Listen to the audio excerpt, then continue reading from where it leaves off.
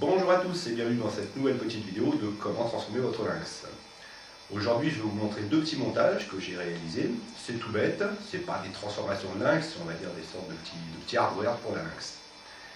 Alors la première chose que je vais vous présenter, c'est une sorte de console de table en utilisant une lynx et une loupe.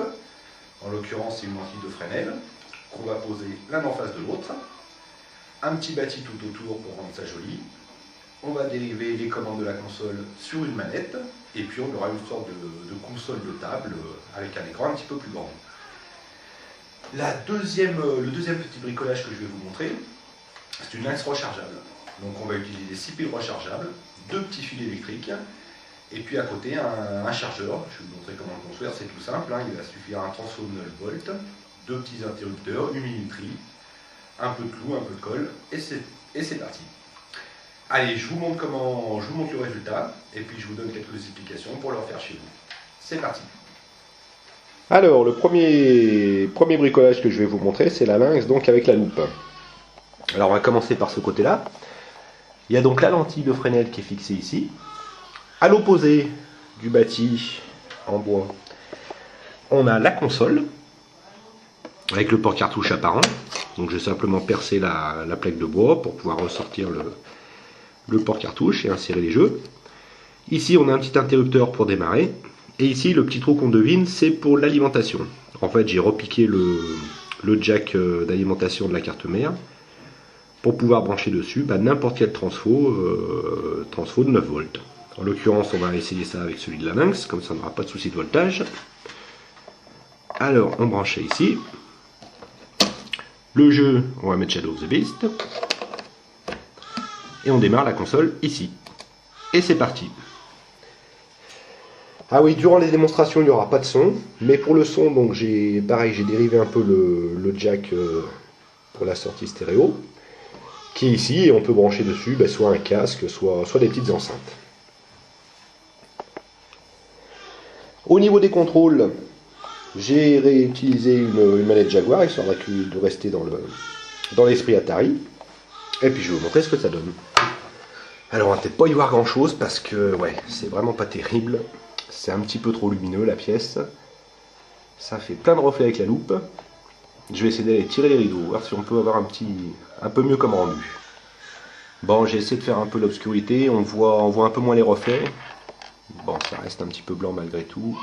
Mais bon, on se rend compte de l'idée qu'on voulait obtenir. Et puis ensuite, avec l'aide de la manette, il suffit de bouton A pour lancer le jeu. On tombe sur le premier écran et puis on peut commencer à jouer, donc se déplacer. Là on n'y voit vraiment pas grand chose. On voit quand même que ça bouge. Alors le défaut de la lentille, c'est qu'il faut vraiment être face à l'écran, parce que dès qu'on se dévie un peu, vous voyez les déformations que ça peut occasionner. Donc c'est vraiment une console de salon, on doit jouer devant, assis et en solo. Pas moyen de partager l'écran à deux. Enfin bon, c'est un petit bricolage qui permet d'occuper une lynx et puis pour un résultat qui est somme toute pas mal je trouve. Après il est toujours possible aussi de dériver de la carte mère les petits potentiomètres pour le contraste et le son. Je ne l'ai pas fait ici, mais il n'y a rien de compliqué. On dessoude le potentiomètre, on relie 3 fils et puis on fixe ça quelque part sur le bâti.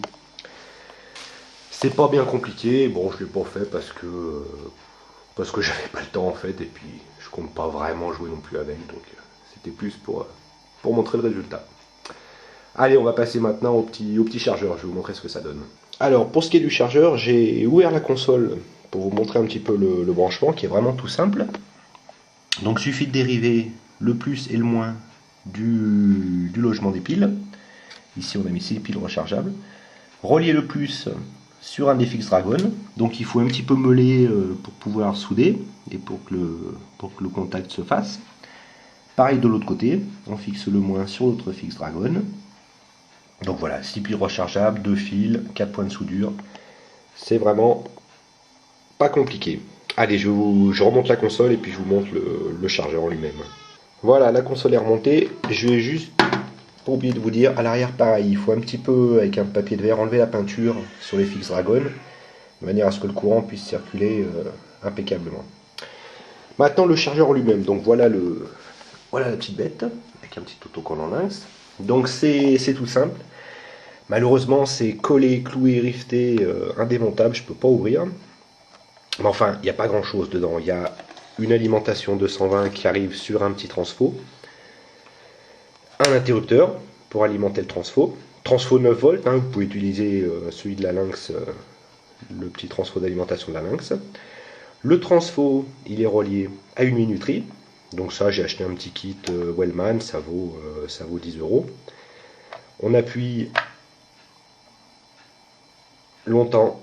Ouais, c'est ça. On appuie un appui long, ça déclenche une charge longue, environ 8 heures. Et un appui rapide, ça déclenche une charge courte, environ 4 heures. Ensuite, la sortie du transfo, je l'ai branché sur 2 petits ressorts que j'ai piqués dans une autre Lynx. Donc vous voyez un petit peu le principe. Quand on va avoir la console ici, qu'on va la poser sur le chargeur, ben le contact va se faire et la Lynx et les 6 piles vont se mettre en charge. Alors il suffit d'adapter un petit peu la forme du chargeur. J'ai mis 2 petits biseaux histoire que la Lynx tombe pile poil en face des ressorts. On pose la console. Hop, il y a une petite LED au milieu. Je ne sais pas si on la voit bien, mais enfin elle est allumée. Ça veut dire que la console est bien en charge. Si jamais on met un peu de travers, ça s'éteint, la console n'est pas en charge, donc il faut repositionner la Lynx, et voilà, là c'est en charge. Et donc voilà, la console est posée sur son socle, et puis elle est en charge. Et dans 8 heures, ben, les piles seront remplies, vous pourrez enlever la console, jouer, et puis à la fin de la partie, on repose la console, on appuie sur le bouton pour déclencher la minuterie, et c'est reparti pour un cycle. Quand on s'en sert pas pendant un petit moment, on coupe l'alimentation générale, comme ça permet d'y laisser brancher et de rien consommer. Voilà les 2 petites réalisations du jour, la loupe et le chargeur. J'espère que ça vous a plu et puis à bientôt pour la prochaine vidéo. Of the Atari games, find in the French books. Ok.